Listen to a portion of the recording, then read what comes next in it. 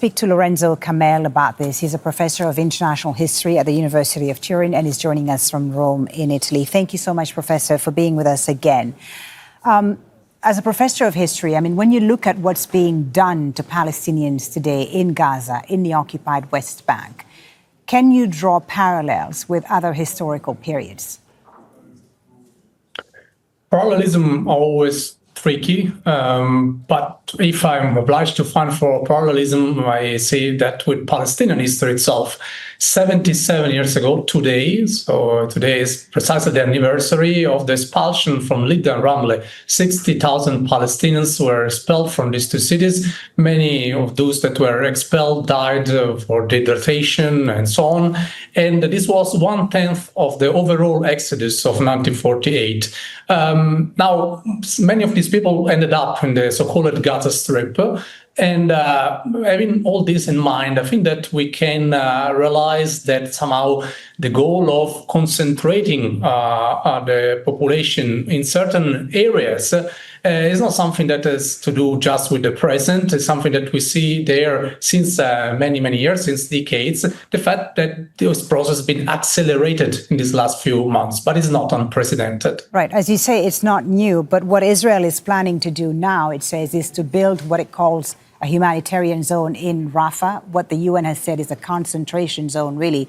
And this term concentration, Professor, concentration camp especially, has a very dark history, especially in Europe.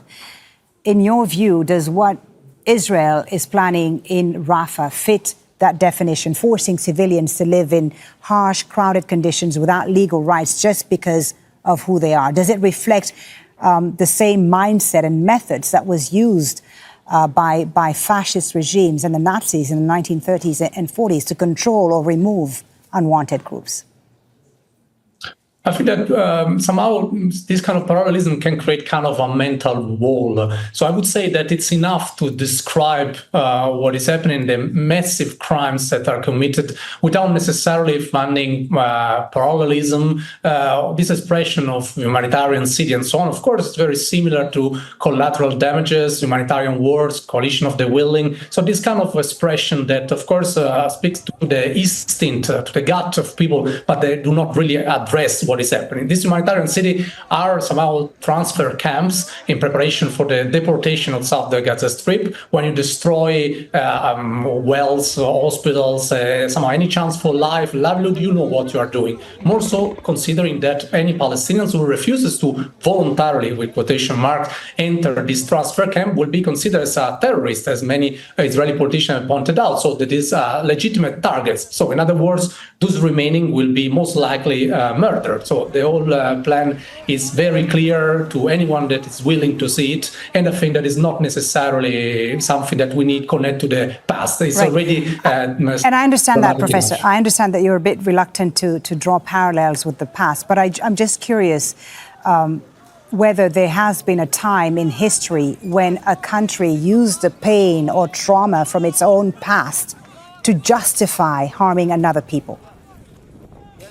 Yes, first of all, we need to be aware of the fact that many Jews, and also there is a percentage of the population in Israel itself that is extremely critical of what is happening. So let's always be not falling in the trap of putting all together. And at the same time, I think that this parallelism is something that we can see throughout centuries, not necessarily just one historical period. So this idea of expelling indigenous population for political purposes, for a number of oppressive policies is something that is very much there. Just let me provide one example to go back to history. In the 1880s, Lawrence Oliphant, that was a very important, prominent British politician, suggested to close Palestinians in reserves, like the Indians in America. So he was already proposing something like that. We see that this kind of pattern with different nuances, with different histories, are there throughout different historical periods. So not just one. Of course, history is never the same, but it often rhymes. Right. What about the international community's reaction, Professor? 30 years ago, we said never again in Srebrenica. 31 years ago, it was never again in Rwanda.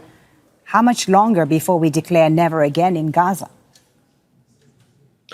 Yes, the world, of course, is changing. The international community was already very clear many years ago. The resolution 476 in 1980 by the Security Council was already very clear. It was pointed out in that resolution that acquisition of territory by force is not admissible. And it also was strongly emphasized that somehow there was a necessity to end the prolonged occupation of Arab territories that were occupied since 1967. This was a simple call for withdrawal without any reference to any condition. So it's not something that we will need today. It's something that is there since many years. What is changed from 1980 and a few years ago is that there is a strong push by average people, also thanks to social media and so on. At the political level, this change, especially from the countries from where I'm speaking from, so in this case from Rome, but it's a Western country, this at the political level is not occurring. But let's say among people, we see major changing.